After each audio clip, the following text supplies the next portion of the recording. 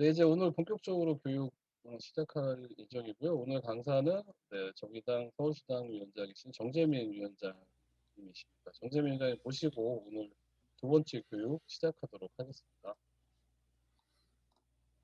예, 반갑습니다. 서울시당 위원장 정재민입니다. 잠시만 기다려 주세요. 예, 네, 신입당원 여러분 반갑습니다. 오늘 서울시당 남부권역 신입당원 교육 2강 강의를 맡은 서울시당 위원장 정재민입니다. 저는 오늘 여러분들과 서울에 대한 이야기를 좀 나눠보려고 해요. 왜냐하면 저는 서울시당 위원장이고 여러분들은 서울시당의 당원이시기 때문에 그렇습니다. 그래서 제가 서울시당 위원장으로서 어떤 서울을 꿈꾸고 있는가? 서울은 대체 어떤 곳인가? 그리고 그거는 어떻게 바꿀 수 있을까? 이런 얘기들을 좀 해보려고 합니다. 제 목소리랑 화면 잘 보이시나요? 목소리 잘 들리시나요? 네. 어, 이거는 서울을 상징하는 그림이고요. 예, 넘어가겠습니다. 제일 먼저 바로 3주 전이었죠. 4월 7일 날 재보궐선거가 끝났는데 그 재보궐선거 결과에 대한 이야기를 좀 해보려고 합니다. 결과는 다들 아시다시피 국민의힘 오세훈 후보가 압승을 했는데요. 서울하고 부산은 좀 다릅니다. 부산은 원래 민주당이 굉장히 약세인 지역이죠. 그래서 전체 그 작년에 진행됐던 4.15 총선 때 민주당은 3석밖에 못 얻었었어요. 부산에서. 그런데 서울은 전체 49석 중에 41석을 싹쓸이한 지역입니다. 민주당이. 그만큼 민주당이 강세였던 곳인데 이번 선거 결과는 완전히 반대로 나왔습니다. 어, 오세훈 후보가 57.5%로 압승을 했고 25개 모든 자치구에서 오세훈 후보가 크게 이겼습니다. 근데 그 바로 전에 있었던 총선 결과는 아까 말씀드렸듯이 서울 민주당이 49석 중 41석에서 승리할 정도로 민주당이 강세였고요. 그리고 2018년 서울시장 선거 때도 박원순 서울시장이 25개 모든 선거구에서 민주당이 이겼어요. 근데 그것과 완전히 반대된 결과가 나왔는데 어떻게 이런 결과가 나왔을까? 네, 좀 더 자세히 들어보도록 하겠습니다. 네, 서울은 집 부자들의 도시입니다. 올해 종부세 기준이 공시 가격이 9억 원이 넘는 주택을 소유하고 있는 사람들한테 부과하는 세금인데요. 우리나라 전체 가구의 3.7%가 이 세금을 내는데 서울에서 78.6%가 종부세를 내는 사람들이 다 서울에 살고 있습니다. 그만큼 서울은 집부자들의 도시인 거죠. 근데 이게 투표 결과에 그대로 나왔습니다. 일단 강남 3구, 강남, 서초, 송파죠. 서초, 강남, 송파 순으로 무려 서초에서는 71%, 강남, 서초, 송파 순이네요. 강남 73%, 서초 71%, 그리고 송파 63%로 오세훈 후보가 압도적으로 이겼고요. 더 깊이 들어가 보면 강남에 이제 투표소별로 투표 결과들이 좀 의미 있는 결과들이 나오는데 압구정동 제1투표소, 여기가 어떤 곳이냐면 강남 압구정동에 그 재개발을 해야 되는 그 현대 아파트가 있는 그 지역이거든요. 네. 여기서는 무려 93.7%가 오세훈 후보에게 투표를 했습니다. 근데 그 투표 결과가 참 흥미로운데요. 오세훈 후보가 딱 1,700표를 얻었고 박영선 후보가 100표를 얻었습니다. 정확하게 17대 1의 결과가 나온 거죠. 그럼 어떻게 이제 이 사람들이 이렇게 부동산 계급 투표를 했을까? 이 민심이 뜻하는 게 뭔가? 바로 종부세 등 보유세를 인하하고 재건축 재개발 규제를 완화하라는 그런 오세훈 후보의 공약에 엄청난 이제 기대를 갖고 있었던 거고 아주 전형적인 계급 투표를 한 거고요. 문재인 정부의 부동산 정책 기조를 이 기회에 확실하게 꺾어버리겠다. 이런 적극적 의지를 이 사람들이 표현을 한 결과로 보여집니다. 근데 또 하나 우리가 살펴봐야 될 게 있습니다. 바로 서울은 집부자들의 도시이기도 하지만 서울의 절반이 넘는 사람들은 사실 집이 없는 세입자들이다. 그리고 무주택 가구들. 서울은 세입자들의 도시이기도 합니다. 그럼 이 투표 결과가 어떻게 또 이렇게 나왔을까? 바로 무주택 세입자들도 문재인 정부의 부동산 정책에 대한 불만을 투표로 표현을 한 것 같습니다. 일단 집값 폭등으로 내 집 마련의 꿈이 멀어진 것에 대한 불만. 그리고 결국 집값이 폭등하면은 바로 현실에서 전월세 대란이 일어나 가지고 이제 '내가 어디에 가서 살아야 되나.' 서울에서 아예 밀려나서 경기도로 가고 이런 경우들이 굉장히 많이 생겨서 굉장히 삶의 고통이 수반이 되고요.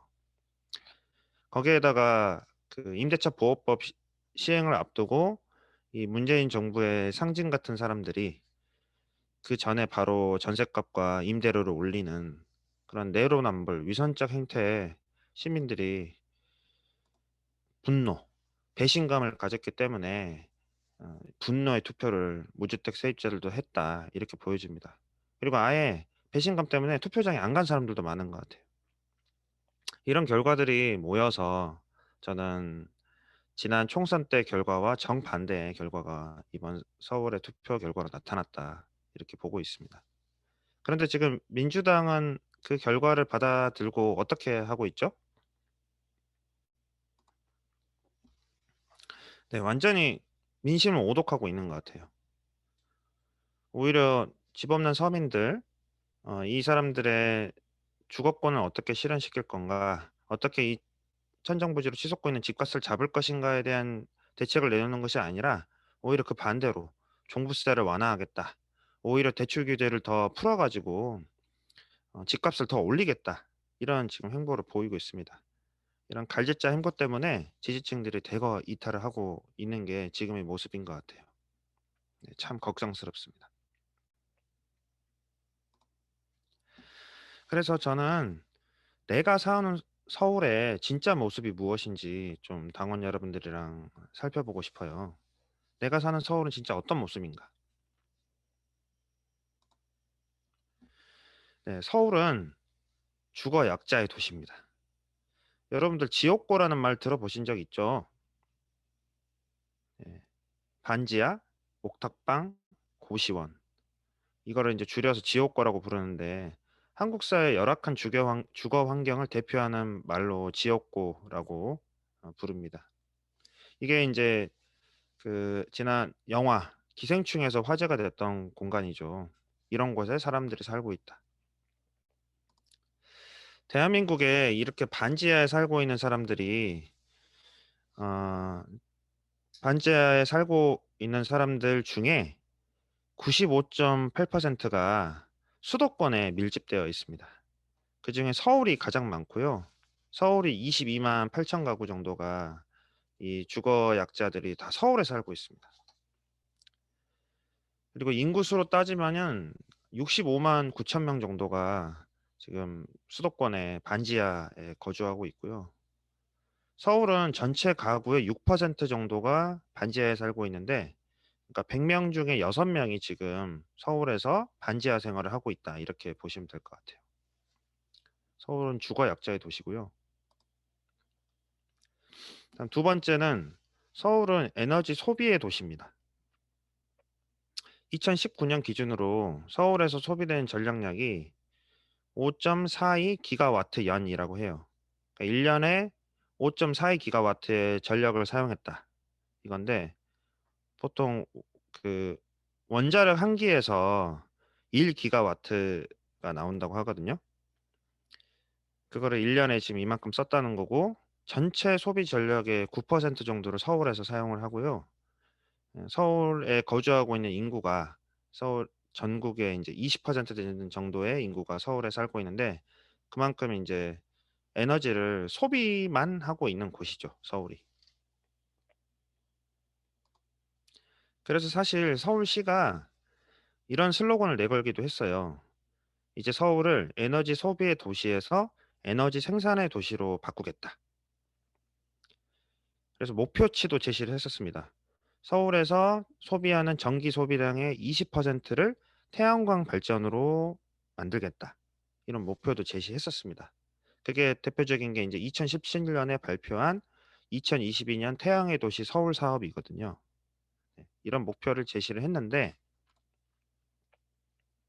네, 2022년까지 태양광 발전 1기가와트를 서울에서 만들어내겠다. 태양광으로. 그러니까 원전 1기 줄이기라는 목표로도 제시가 됐었어요. 그런데 재보궐선거에 출마했던 두 후보들한테는 이 태양광 발전이라고 하는 게 전혀 무관심이었습니다. 일단 오세훈 후보는 아예 그 정책이 없었고 박영선 후보도 에너지 제로 건물을 확대하겠다는 정도로만 언급을 했지 이 태양광 발전을 계속 추진하겠다는 말이 없었어요. 그래서 어떤 결과가 나왔냐? 오세훈 시장이 취임하자마자 서울시가 보고를 합니다. 원래 이제 2022년까지 1기가와트를 생산하는 걸 목표로 계획을 제출을 했는데 그걸 아예 절반으로 줄여버렸어요. 500메가와트로 목표를 하겠다. 네. 실제 이게 지금 많은 그 위기에 봉착했다고 해요. 그러니까 그 지역에서 반대에도 많이 부딪히기도 하고 실제 서울시가 목표로 했던 거를 추진해 나가는데 난관이 굉장히 많이 조성이 되어 있는 상황이었는데 오세훈 시장이 되니까 아예 그냥 그 목표를 절반으로 줄였다. 근데 다들 아시다시피 지금은 기후 위기 시대고 이미 정부가 2050년까지 탄소 배출을 제로로 만들겠다. 이렇게 넷제로 선언까지 했는데 그중에 서울이 수도고 인구의 20%가 살고 있는 곳인데 여기에서 이 뭐냐 에너지 정책이 그에 따르는 정책이 나오지 않으면 안 되는 거죠. 예, 지금 우리는 그런 서울에 살고 있고요.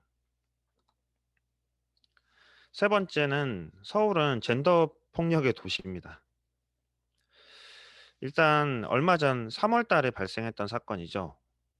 다들 온 국민들을 충격에 빠뜨렸던 노원구 세 모녀 살인 사건인데요.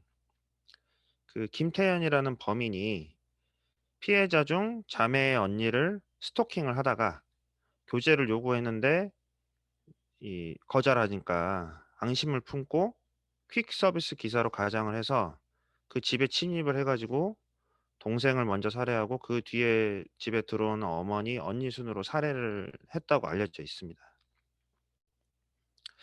너무 끔찍한 사건이거든요. 어떻게 이제 이런 일이 벌어질 수가 있을까? 그런데 서울에서는 이런 일이 진짜로 벌어집니다. 네, 벌어지고 있고 그래서 서울시가 그 이제 설문조사 통계를 발표를 했는데 서울에 특히 1인 여성 가구들이 많거든요. 이분들 700명을 대상으로 조사를 했는데 절반 가까이가 "내가 지금 서울에서 살고 있는 일상생활이 안전하지 않다."고 응답을 했어요. "매우 안전하지 않다." "대체로 안전하지 않다."가 42%, "매우 안전하지 않다."가 3% 정도.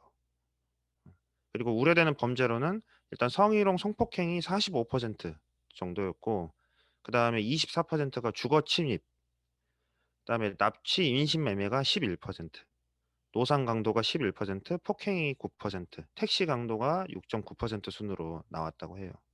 그러니까 그만큼 서울에서 살고 있는 여성들은 굉장히 일상적 불안에 시달리면서 살고 있다라는 거를 보여주고 있는 거죠. 그리고 그 서울에 특히 1인 가구가 굉장히 많이 늘어나고 있습니다. 그중에 여성 1인 가구의 증가율이 굉장히 높아지고 있는데 일단 전국의 14% 정도가 1인 가구 여성인데 서울은 17.7%를 차지하고 있어요. 그리고 여성 1인 가구 20 대에서 가장 빠르게 증가를 하고 있다고 합니다. 아무래도 인제 서울이 직장이 대부분 서울에 있다 보니까 여기에서 인제 직장과 주거가 가까운 환경에서 인제 집을 구하려고 하는 게 발생할 수밖에 없고 많은 1인 가구 여성들이 이제 서울에 살고 있는 특성을 반영하고 있는데 그런 서울이 여성들한테는 전혀 안전하지가 않은 거죠. 그래서 이런 여성들의 그 불안함이 투표 결과로 나오기도 했습니다. 여기 자료에 좀 첨부가 안 됐는데요.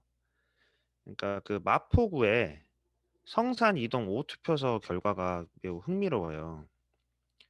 어 그러니까 통 제가 그 1인 가구 분석을 좀 해 보니까 마포구 성산 이동 제5 투표소에 여성 1인 세대가 마포에서 가장 많이 살고 있는 지역으로 나타났습니다. 근데 그곳의 투표 결과가 어떻게 나왔나 보니까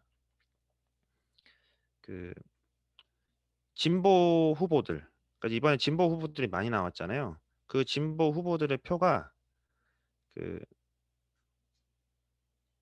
서울 전체에서 지금 다 합쳐도 3%가 안 되게 나왔는데 여기는 거의 7%, 8% 가까이 나오는 결과가 나왔습니다. 그러니까 서울에서도 가장 높이 나오는 곳이었고 마포 전체에서도 가장 높이 나오는 곳이었고, 그러니까 그게 이런 이 마포에서 나오는 이 투표 결과가 이 사람들의 심리를, 이 사람들의 요구가 무엇인지를 투표 결과로 명확하게 보여주는 것 같아요. 서울은 그래서 이런 젠더 폭력이 만연해 있는 도시이고요. 네 번째는 서울은 쓰레기 대란의 도시입니다. 다들 이제 아시다시피 서울의 쓰레기가 지금 다 어디로 가고 있냐면 인천에 있는 수도권 매립지로 보내지고 있습니다. 그런데 이 수도권 매립지가 2025년에는 이제 운영이 종료될 예정입니다. 더 이상 서울에서 보내는 쓰레기를 인천에서 받지 않겠다, 이렇게 지금 인천시장이 선언을 했고요. 그래서 서울시랑 경기도는 대체 지역을 찾아야 되는데 그 환경부에서 이제 그 대체 매립지를 공모를 했습니다. 여러 가지 인센티브를 주겠다는 것을 걸고 공모를 했는데 그거를 신청한 지자체가 한 군데도 없었어요. 인천은 당연히 아니고 경기하고 서울에서 그러면 어디다가 이 대체지를 만들겠다라고 이제 신청을 해야 되는데 아무 데도 또 신청을 하지 않은 상황이고요. 네, 지금 되게 큰 문제에 봉착해 있는 상황입니다. 2025년 이후에는 그럼 어떻게 할 거냐, 서울의 이 쓰레기들을. 서울의 쓰레기들이 계속 늘어나고 있습니다. 그러니까 인천 매립지로 보내지는 하루의 쓰레기 양이 2015년에 719톤이었는데 2019년에는 969톤으로 늘었어요. 그리고 서울연구원의 결과에 따르면은 이 생활 폐기물 발생량이 2027년에는 1,952톤으로 꾸준하게 증가할 것으로 예상을 하고 있습니다. 그리고 지금 2026년부터는 아예 수도권에서는 쓰레기 폐기물을 직매립이 금지됩니다. 그러니까 더 이상 땅에 묻을 수가 없습니다. 그래서 이런 조건에서 대안을 마련해야 하는데 지금 방법이 막혀 있는 상태인 거죠. 그래서 서울이 그 대안을 내와야 되는 그런 상태에 지금 놓여 있습니다. 근데 거기다가 지금 또 우리가 어떤 시대에 살고 있죠? 네, 바로 코로나 시대에 우리가 살고 있습니다. 코로나가 낳은 큰 특징이 바로 이 일회용 폐기물을 엄청나게 많이 만들어낸다는 특성이 있잖아요. 특히 한국에서 특히 이제 이 배달을 통해서 음식을 먹거나 이런 게 굉장히 지금 발달해 있기 때문에 특히 우리나라에서의 이 코로나로 인한 일회용 폐기물이 급증하고 있는데, 이런 상황까지 지금 겹쳐서 굉장히 서울은 위기 상황이 지금 봉착해 있고요. 그래서 이제 이 문제를 해결하기 위해서 지자체별로 대책을 시급히 마련을 해야 됩니다. 제가 생각할 때는 일단 지자체들이, 서울시를 포함해서 지자체들이 이 일회용품과 포장 사용을 제한해서 쓰레기가 적게 발생할 수 있게 하는 그 제도를 빨리 만들어야 되고요.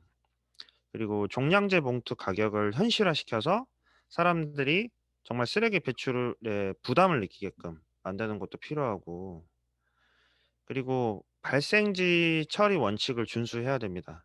그러니까 서울에서 난 쓰레기는 서울에서 해결을 해야 되는 거죠. 다른 지역에다가 보내는 게 아니라. 예를 들면 영등포구에서 나오는 쓰레기는 영등포에서 처리한다. 이런 원칙이 있어야 되는 거예요. 그런 게 이제 분명하게 있어야 그것이 가용 가능한 만큼의 폐기물이 나오게끔 정책을 펼 수밖에 없고, 그리고 그 처리 방식도 친환경적으로 처리할 수밖에 없는 게 그 뒤에 다 따라오게 되는데, 지금은 그런 것 자체가 전혀 없기 때문에 일단은 그 쓰레기를 다 인천으로 배출하고만 있는데 이제 그것도 한계에 다다랐다. 서울은 지금 2025년 이후에는 엄청난 쓰레기 대란에 직면해 있는 상태다라는 게 이제 제가 같이 얘기하고 싶은 얘기였습니다. 그러면 이제 어떻게 할 거냐? 네. 정의당은 다른 서울을 꿈꿔야 됩니다. 아까 말했던 그런 도시인 서울에서 시민들이 행복하게 살 수 없기 때문에 다른 서울을 꿈꾸자. 그래서 원래 인제 이번 재보궐선거 때 우리 정의당이 후보를 출마를 시켰다면 이런 새로운 서울, 다른 서울에 대한 비전을 제시하고자 했었습니다. 그런 내용들을 준비하고 있었는데, 아시다시피 인제 우리 당의 상황 때문에 우리 당이 정의당의 서울시장 후보를 출마시키지 못했는데요. 그래도 어떤 서울을 꿈꾸는지 그런 구상에 대해서는 같이 얘기를 나눠 보고 싶어서 요 내용을 좀 준비를 했고요. 일단 다들 이번 선거의 가장 큰 민심은 부동산 민심이었기 때문에 저는 세입자가 행복하게 살 수 있는 서울, 이게 비전이 되어야 된다고 생각합니다. 그때 고민했던 내용들이 이런 거였어요. 아예 서울에서는 임대료를 동결시키자. 그리고 국가가 조성하는 신규 택지는 전부 다 민간한테 팔아 넘기지 말고 다 공공주택으로만 개발하고 공급해야 된다. 이런 구상이었고요. 그리고 비주거 주택 소유주, 즉 다주택을 보유하고 있는 사람들한테는 세금을 제대로 매겨 가지고 누진 과세를 해서 이것들이 최대한 시장으로 다시 나오게끔 만들고, 그거를 서울시가 다 매입을 해야 된다. 그리고 주택 경매, 지금 경매로 나오는 집들이 많거든요. 그 경매로 나오는 것들은 공공이 우선 매수하는 이런 정책들을 펼쳐서 그렇게 확보된 집들을 다 100% 공공 임대주택으로 주거원 실현을 위해서 서울시가 적극적으로 나서야 된다. 그리고 지금 용산에 철도 정비창이 있거든요. 거기도 다 국가가 소유하고 있는 땅인데 그 택지를 개발해서 주거를 주택을 공급한다면 이거는 다 100% 공공주택으로 공급해야 된다. 이런 내용을 좀 구상을 하고 있었고요. 두 번째는 젠더 폭력 없는 서울.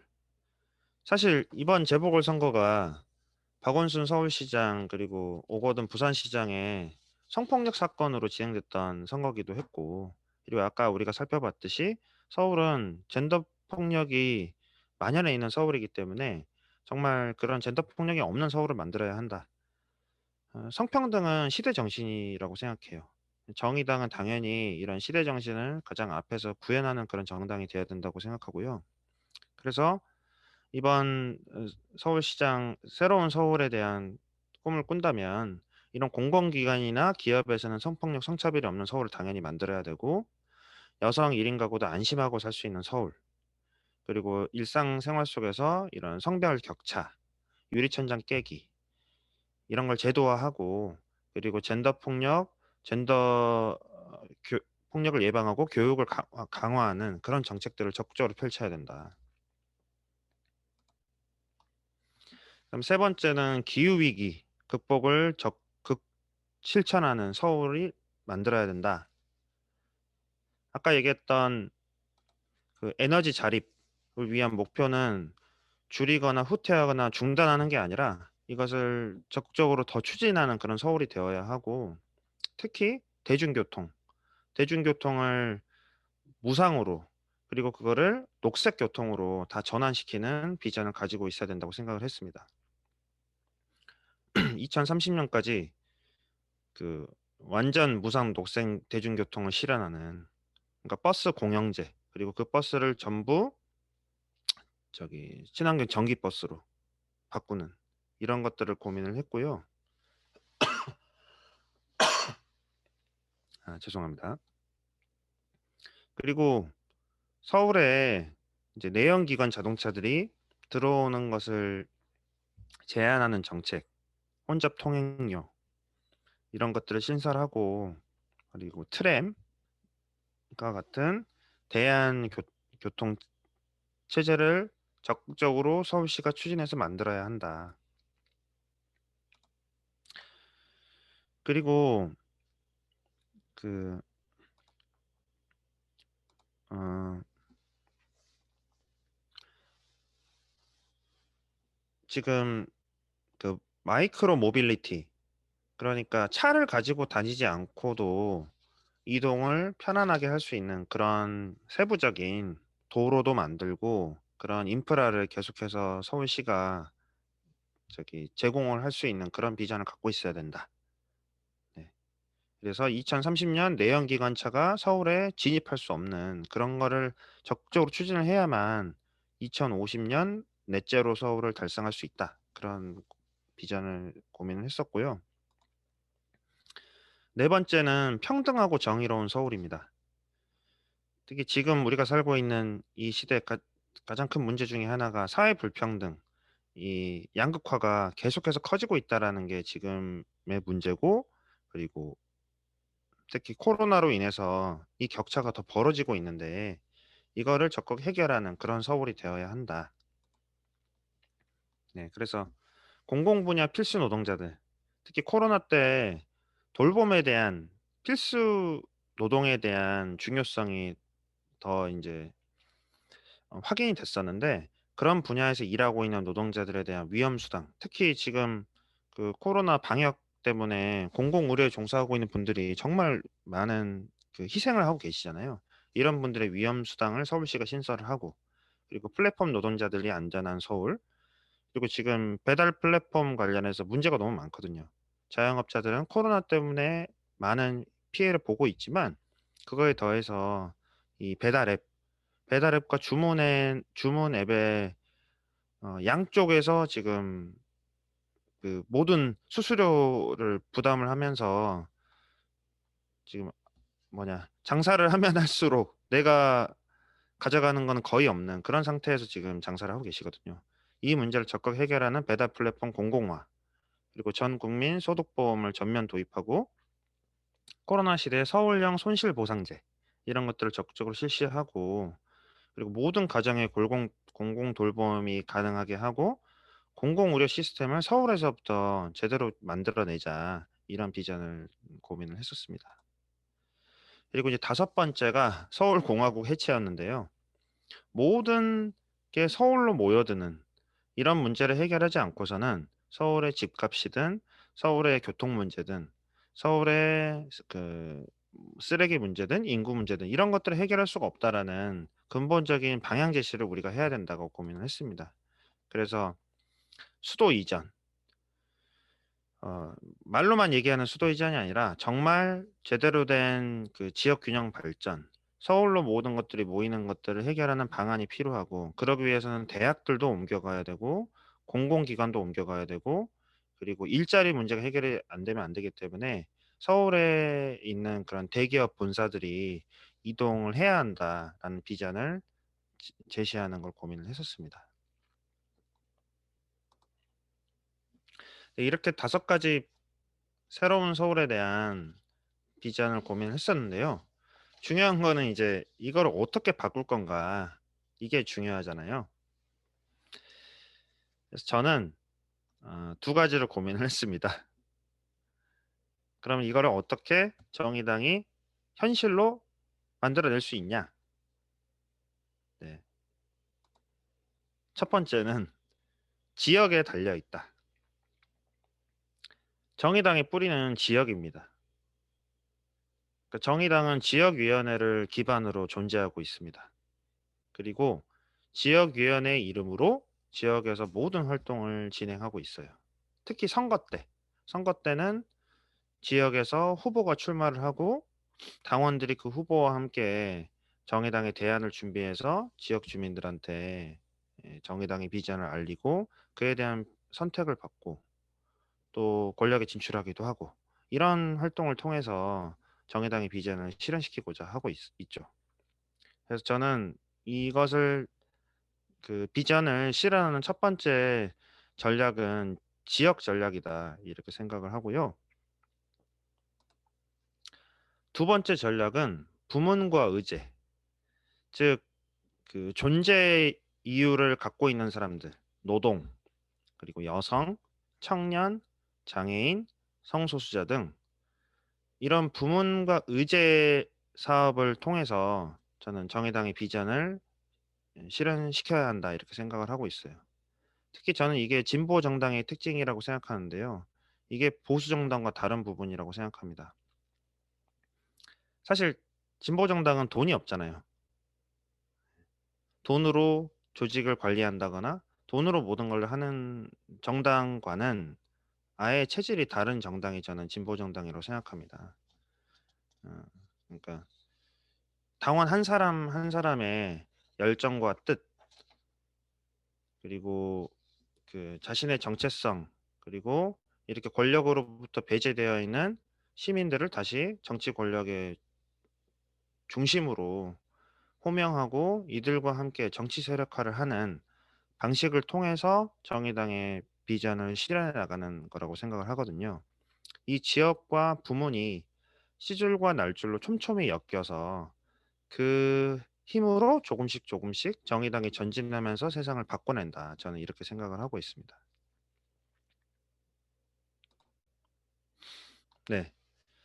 그럼 서울에는 그런 활동을 통해서 지금 어렵지만 이렇게 권력의 일부를 차지하고 진출을 해서 정의당을 대표해서 활동하는 사람들이 누가 있을까?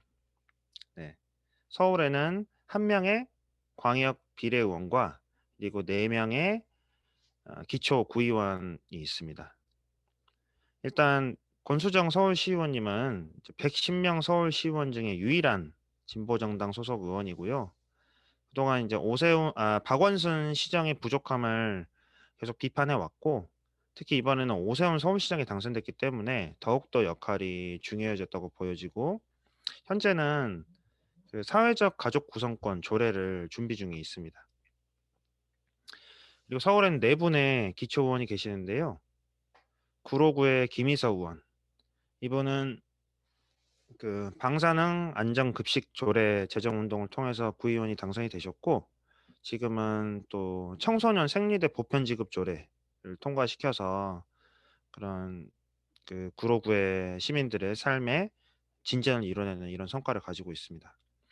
또 이기중 관악구의원은 유일한 서울의 2인 선거구에서 당선돼서 지금 활동하고 있는 분인데 프리랜서 지원 조례 지금 코로나 시대에 프리랜서 노동자들 프리랜서 활동하는 분들을 지원하는 그런 조례를 만들었고요. 설혜영 의원은 그 지금 뭐 성장현 구청장 그 비리에 맞서서 가장 앞서서 싸우고 계시기도 하고 또 한남 근린공원 지키기 도시공원 일몰제를 통해서 한남 근린공원이 없어질 위기에 처해 있는 거를 지키고 이런 성과들을 만들었고 주희준 노원 구의원님 같은 경우는 현재 태릉 골프장 그 이제 녹지를 지키는 그런 활동을 또 열심히 하고 계십니다. 사실 서울 전체로 놓고 보면 서울 25개구 중에 4개 자치구의 구의원이 겨우 1명씩밖에 없고 서울 전체 110명 시의원 중에 1명의 시의원이지만 이 작은 소수의 이 정의당을 대표하는 의원들이 저는 서울에서 정의당의 이름으로 빛나는 활동을 하고 있는 거대한 소수로 자리 잡고 있다 이렇게 생각을 하고 있습니다. 근데 이분들이 아까 제가 이야기했던 지역과 부문 이 2개 전략으로 저는 이분들이 당선되신 분이라고 생각하고 이거는 우리 정의당이 기본적으로 가져가야 될 전략이다. 그걸 통해서 서울의 그런 비전을 실현시켜야 한다. 저는 이렇게 보고 있습니다. 네. 저는 이제 정의당의 시간이 오고 있다. 이렇게 말씀드리고 싶은데요. 바로 이 직전까지는 민주당이 너무 압승을 했었기 때문에 사실 정의당한테 너무 힘든 시간이었어요. 네, 저는 그게 민심이 있었다고 생각합니다. 2016년, 17년 박근혜 탄핵 때부터 저는 그 민심이 이어져 왔다고 생각하거든요. 이 박근혜 정부로 대표되는 이 적폐 세력에 대한 청산, 적폐 청산의 민심이 쭉 이어져 오면서 2017년 대선, 2018년 지방선거, 그리고 2020년 총선까지 이 마음들이 저는 이어져 왔다고 생각을 했고, 그때는 정의당의 시간이 아니었던 것 같아요. 그런데 그렇게 압도적인 권력과 기회를 우리 국민들이 줬지만 어떻게 했습니까? 이 민주당, 문재인 정부와 민주당 집권 여당이 실책에 실책을 거듭하면서 너무 사람들을 실망을 많이 시켰기 때문에 이번 4.7 재보궐선거 때 아주 매섭게 심판을 하셨어요. 그 권력을 지금 뺏어올 수도 있다라는 신호를 주신 거라고 저는 생각을 합니다. 그게 지금 국민의힘한테 가 있지만 저는 국민의힘이 잘해서 그거를 국민의힘한테 준 거라고 보지는 않습니다. 그래서 민주당도 지금 심판을 받았고 국민의힘은 대안이 될 수가 없기 때문에 저는 정의당의 시간이 지금 오고 있다. 이렇게 보고 있고요. 그러나 그 시간은 우리한테 온다고 하더라도 우리가 준비되어 있지 않는다면 그 기회는 우리한테 올 수가 없겠죠. 그래서 저는 지금부터는 그거를 준비하는 시간으로 보내야 한다. 이렇게 말씀드리고 싶고요. 네, 백조. 백조가 물 위에는 굉장히 우아하게 떠 있잖아요. 그런데 그 백조가 물 위에 떠 있기 위해서 물 밑에서는 열심히 발을 젓고 있죠. 저는 정의당이 그런 거라고 생각하거든요. 지금 정의당을 대표하는 사람들은 정의당을 대표하는 그 6명의 국회의원, 그리고 정의당의 한 47명인가요? 그 정도 되는 이 지방 의원들, 그리고 정의당을 대표하는 그런 정치인들을 중심으로 정의당이 대표되고 있지만 저는 정의당이 그걸로만 움직이고 있는 게 절대 아니다.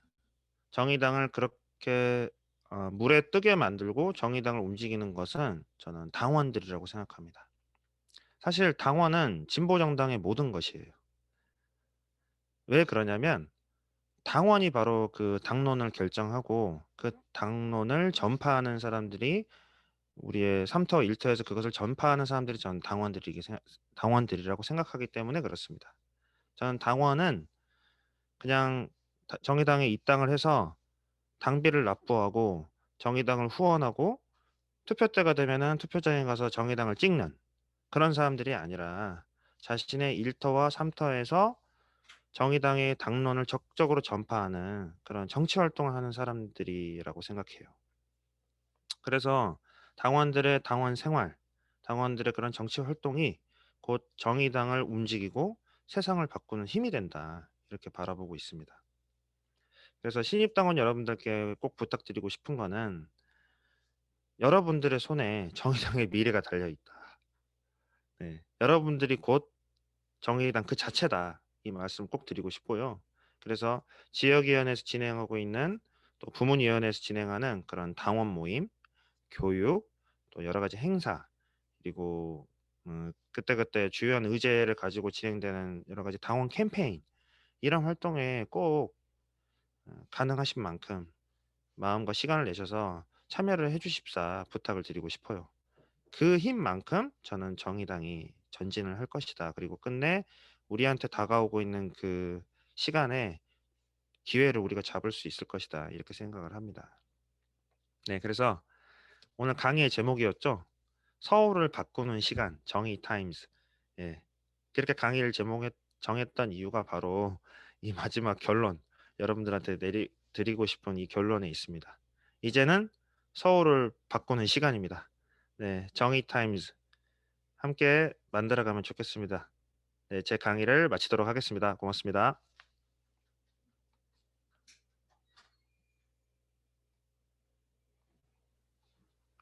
네. 긴 시간 말씀해 주신 거 감사하고요.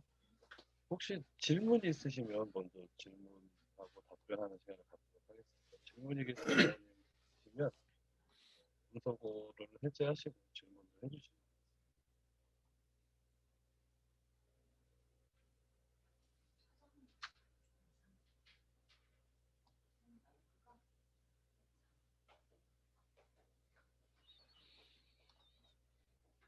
네, 질문도 좋고 서울시당에 하고 싶은 말씀이 있으시면 그런 의견도 주셔도 괜찮습니다.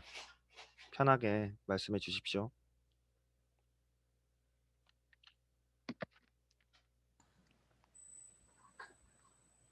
예, 서초구의 박준현 장원입니다. 예, 제가 작년 10월에 복당을 해서 지금까지 당원 활동을 하고 있는데요. 혹시 제가 지금 서초구 지역위원회 소속인데 아직 속방 같은 데 투자를 못 받아서 혹시 거기에 초대받는 방법 같은 게 혹시 있는지 알려주실 수 예, 있습니다. 서초 지역위원장님이 저기 권태훈 위원장님이신데요. 바로 말씀을 드리겠습니다. 네, 바로 말씀드려서 꼭 박정현 당원님께 연락을 드리게 하고, 그리고 그 당원 커뮤니티에 꼭 좀 초대를 해주십사 바로 말씀을 드려서 이렇게 진행이 될 수 있도록 할게요. 드리겠습니다. 네.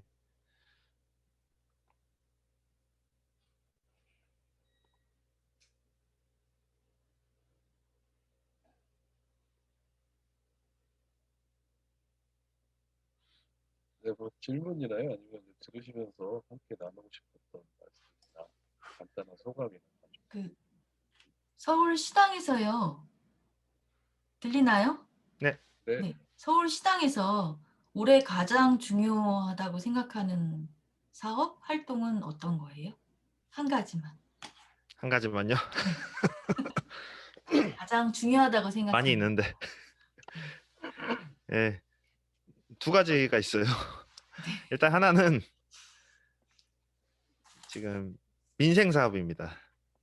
네, 서울시당에 지금 6411 민생센터를 설치를 하고 지금 25개 자치구에 이 민생센터를 자치구별로도 다 설치를 해서 이 민생센터가 코로나 시대에 많은 어려움을 겪고 계시는 중소자영업자, 그다음에 뭐 부당 노동행위를 겪고 있는 노동자분들, 그리고 지금 행정의 어떤 부당한 그 조치 때문에 행정으로부터 뭐 갑질을 당하고 있는 이런 분들에 대한 저희가 상담을 진행하고, 정의당이 작지만 그래도 가지고 있는 힘이 있잖아요. 국회의원도 있고 지방의원들이 있기 때문에 이 힘을 통해서 이 문제를 해결하는 거를 작지만 그거를 만들어 가려고 하고 있고요. 오늘 좋은 소식이 들려왔는데 서울시당에 이제 접수됐던 2호 민원이 마포구에 있는 마포 티타운이라고 하는 그 건물 지하에서 장사하시던 상가 세입자분들이 그 건물주의 횡포 때문에 쫓겨날 위기에 처해 있으셨거든요. 이 문제가 서울시당 민생센터와 함께 적극적으로 대응을 하는 과정에 오늘 드디어 그 이제 협상이 잘 돼가지고 해결이 됐습니다. 이런 이제 성과가 났거든요. 이런 것들을 지금 지역별로 도저히 이제 어느 정치 집단도 관심을 갖지 않고 사실 이 권력과 자본으로부터 완전히 배제되어서 고통받고 있는 이 분들한테 그래도 정의당이 이렇게 조금씩이라도 숨통을 틔워드리고 하는 활동을 우리가 해야 된다. 현장으로 내려가서 지역으로 가서 그런 걸 해야 된다. 이제 생각을 하고 있고, 현재 서울시에 17개 지역이 일단 먼저 민생센터를 만들어서 활동에 들어갔고요. 앞으로 25개구 전체로 지금 이걸 확대하려고 준비를 하고 있습니다. 그리고 이제 두 번째는 당연히 내년에 있는 지방선거 준비인데요. 내년 지방선거에서 최대한 많은 당선자들을 정의당이 만들어낼 수 있게끔 서울시당이 준비를 하고 적극적으로 지원하는 거를 이제 중점 사업으로 하려고 하고 있고요. 현재 지방선거 아카데미, 그다음에 지방선거 기획단 이런 걸 지금 운영하면서 현재 서울에서 한 37분 정도의 후보 출마 예정자가 계십니다. 이 분들과 함께 교육도 하고 준비도 하고 여러 가지 준비를 차근차근 해서 내년 지방선거 때 꼭 좀 좋은 결과가 나올 수 있게끔 서울시당이 전면 매진하려고 한다. 이렇게 크게 두 가지 방향을 갖고 있습니다. 네, 알겠습니다.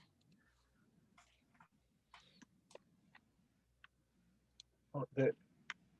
그 채팅으로 의견 남겨주신 당원이에요. 네, 서초의 오경진 당원님께서 이동 중이라 어려워 채팅 드립니다. 정재민 서울시당 위원장님 강의 감사합니다. 젠더폭력과 여성 1인 가구 문제 잘 설명해 주셔서 감사드립니다. 이런 말씀 남겨주셨고요. 중간에 그 권수정 시의원님 들어오셨는데요. 혹시 접속하고 계시면 잠깐 인사를 해주시면 어떨까 싶은데 혹시 계신가요?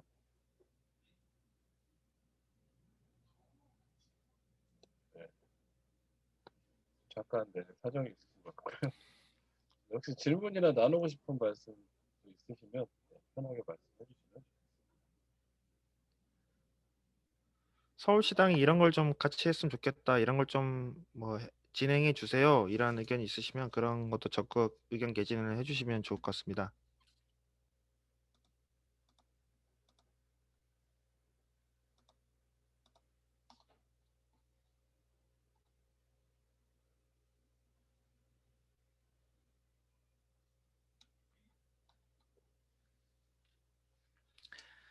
질문이 없으면 강의가 망했다는 건데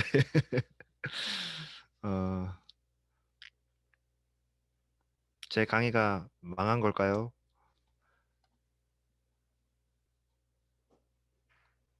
네, 너무 여운이 깊으셔서 생각할 시간들이 필요하신 것 같습니다. 그래서 저희가 뭐 질문이나 의견이 더 없으신데 너무 오래 끌면 좀 어색해지니까요. 네, 마지막으로 한 부분만 더 여쭤보겠습니다. 혹시 질문이나 나누고 싶은 말씀 계신 당원님 계시면 네, 이야기해 주시고요.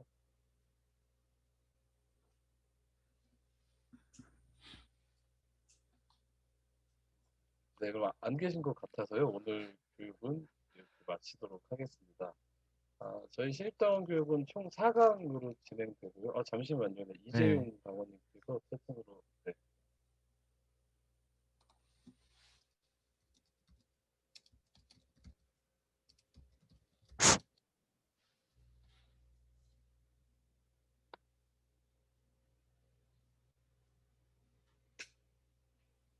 여보세요? 혹시 들리시나요? 네, 들립니다. 예. 예. 그 강의 잘 들었습니다. 그 질문이 있는데요. 그 올해 선거에 대해서 평가를 해주실 때 어쨌든 민주당에 대한 배신에 대해서 사람들이 그걸 심판하는 투표였다라고 이렇게 말씀을 해주셨고, 그 중에서 가장 대표적인 정책이 이제 실패 정책이 부동산에 대한 사람들이 심판이 있었다라고 이렇게 말씀을 해주셨는데요. 거기에 대해서 저 역시 매우 공감을 합니다. 공감하고, 근데 이제 서울시의 투표라고 하는 게, 그러니까 한국에서 서울 선거의 그 위상이 있잖아요.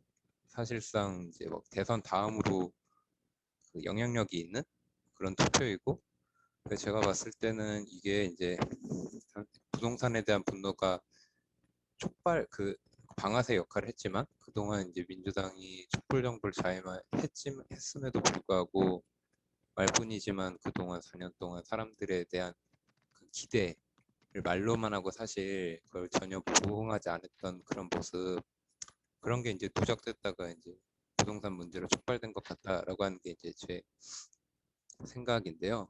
근데 이제 정의당, 서울시당 뭐라고 말씀드려야 되지?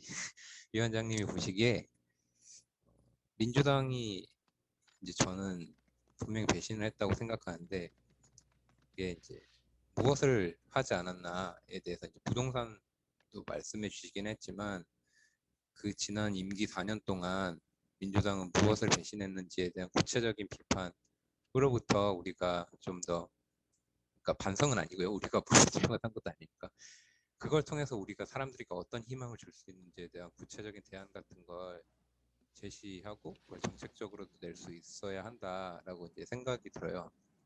예를 들어서 아까 전에 에너지 정책도 말씀해 주셨고 쓰레기에 대한 정책도 말씀해 주셨고 여성들에 대한 이런 불안감 같은 거를 이제 조성한 그런 것도 말씀해 주셨고 했는데 이제 서울시 선거니까 당연히 서울 정책으로 얘기를 해야 되지만 이게 그 서울에 살고 있는 사람들 그리고 그런 서울의 선거를 바라보고 있는 전국에 있는 사람들이 에게 메시지를 전달해야 된다고 저는 생각을 하거든요.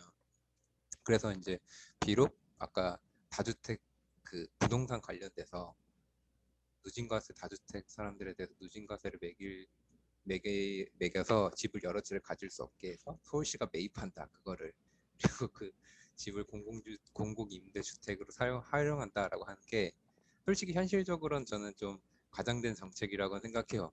서울시가 예산도 없을 거고 그런 걸 다 할 수 없잖아요. 하지만 그 말에 대해서 저는 메시지라고 생각을 했거든요. 정의당이 이런 다주택 보유자에 대해서 어떤 입장을 가지고 있고 그래서 우리가 정말로 이런 권력을 쟁취했을 때 어떤 입장으로 그리고 누구 편에 서서 누가 맞서 싸울 것이며 누구와 함께 어떤 정책을 구현하겠다라고 하는 메시지가 포함되어 있다고 생각해서 되게 재밌게 들었어요. 근데 그런 것처럼 부동산 정책뿐만 아니라 좀 민주당이 구체적으로 지난 4년간 한 배신이 무엇이라고 생각하시는지 그리고 정의당이 그리고 서울시당이 구체적으로 어떤 지점을 그 점 개선해야 된다고 사람들한테 역설하고 희망을 줘야 된다고 얘기하시는지 좀 큰 틀에서 말씀을 좀 해주셨으면 감사하겠습니다. 네, 좋은 질문과 또 의견 감사드리고요. 일단 정의당이 크게 두 가지 정도로 방향을 잡고 있습니다. 일단 첫 번째는 이제 사실 물이 들어왔을 때 배를 띄워야 되잖아요.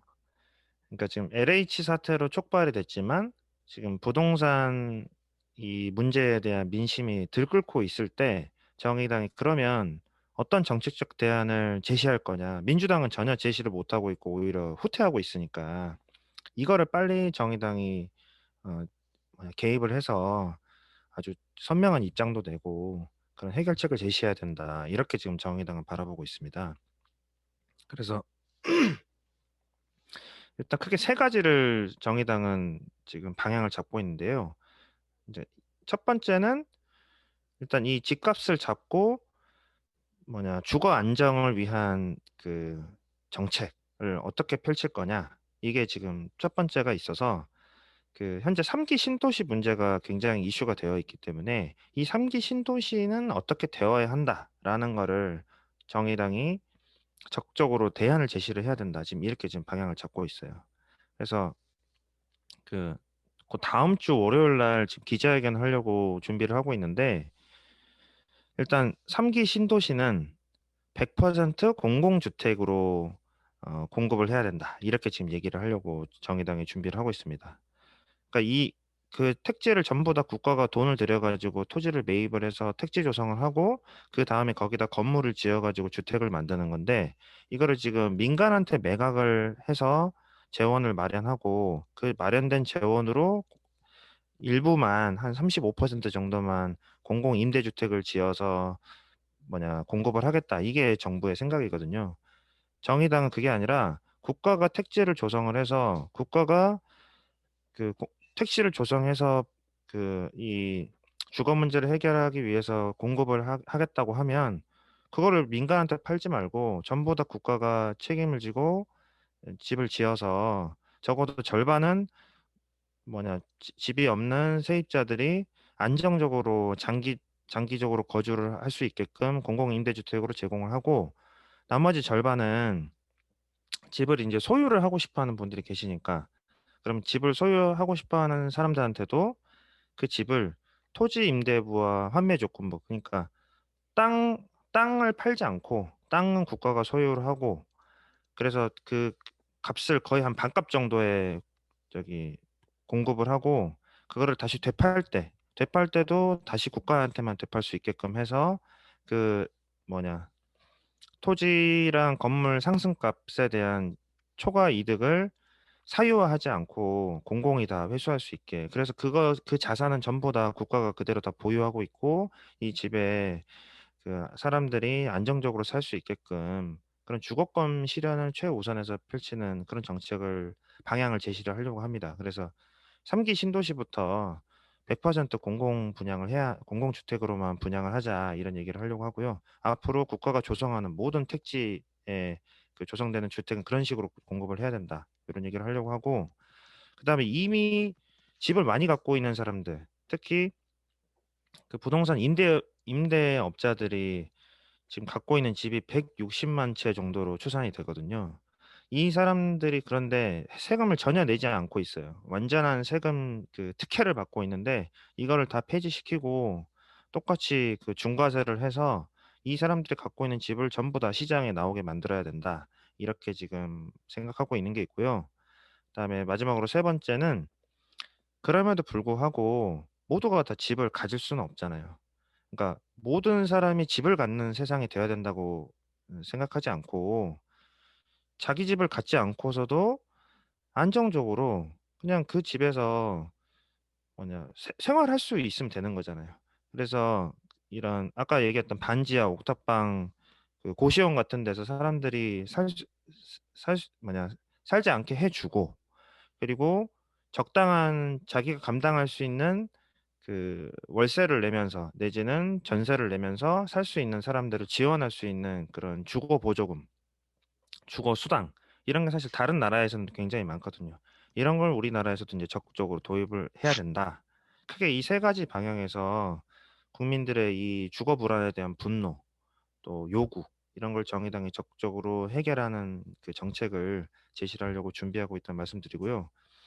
그다음에 이제 또 큰 거 하나는 현재 코로나 시대에 쉽게 얘기하면 자영업자들이 너무 힘들게 지금 살고 계시거든요. 이제 1년이 넘었고 더는 못 버틴다. 지금 이 상황에 와 있기 때문에 코로나 손실보상제를 우리가 얘기하고 있는데 이 감염병 위기 때문에 국가가 방역을 이유로 영업 제한을 시키고 있기 때문에 그럼 그 부분에 대해서는 국가가 그 손실을 보상을 해줘야 된다.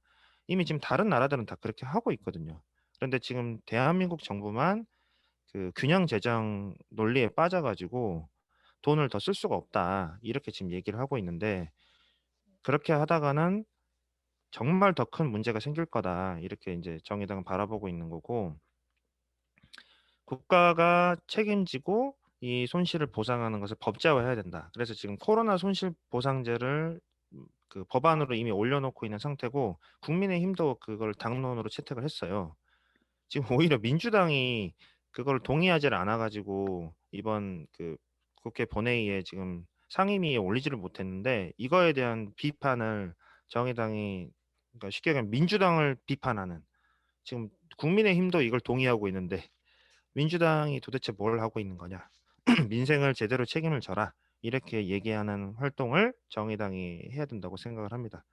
크게 그러니까 지금 현재 국민들의 분노를 자아내고 있는 이 부동산 문제에 대한 근본적 해결책 그리고 민생이 정말 파탄이 일어나고 있는 문제에 대한 책임 있는 해결 방안 이런 거를 정의당이 좀 주도적으로 얘기를 하면서 민주당을 견인하고 또 실제 거기에서의 어떤 정의당의 대안으로 분명하게 서는 이런 활동을 정의당이 해야 되지 않나 이렇게 생각을 하고 있습니다.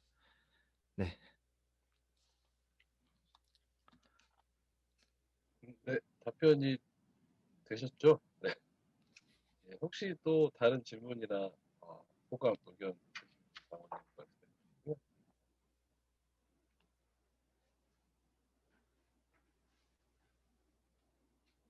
네, 더 안 계신 것 같아서요. 오늘 교육은 이렇게 마무리하도록 하겠습니다. 저희 시입당 교육은 4강으로 계획해서 진행되고 있고요. 오늘이 두 번째 강의고 다음 주에 세 번째 강의는 젠더와 관련한 강의가 진행이 되고요. 마지막 시간은 기후정의라는 책의 저자인 한재가 강의를 보시고 기후정의에 대한 이야기를 나누겠습니다. 마지막 강의는 유튜브 라이브로 생중계가 될 예정이 있고요. 주변에 관심 있는 방언분들 들으실 수 있도록 이렇게 많이 알려주셨으면 좋겠습니다. 그리고 오늘 퀴즈 1, 2등 하신 두 분, 황혜원 당원님 그리고 정원석 당원님은 상품 보내드리고요. 또 상품 찾으러 오시고 꼭 하셨으면 좋겠습니다. 그럼 저희 오늘 신입동 교육 2강 이렇게 마치겠습니다. 네. 그 마지막으로 네, 같이 인증샷? 이렇게 인증샷 예. 한번 찍죠.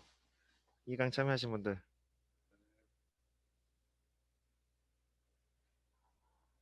카메라 켜주시고요. 예, 가능하시면 화면을 켜주시고 이렇게 손가락으로 V 정의당 로고 V를 해서 같이 찍으면 좋겠습니다.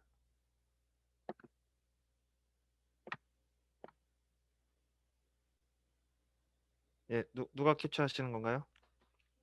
아, 네. 네, 모두 수고 많으셨습니다. 수고하셨습니다. 예, 다음 3강 때 뵙겠습니다.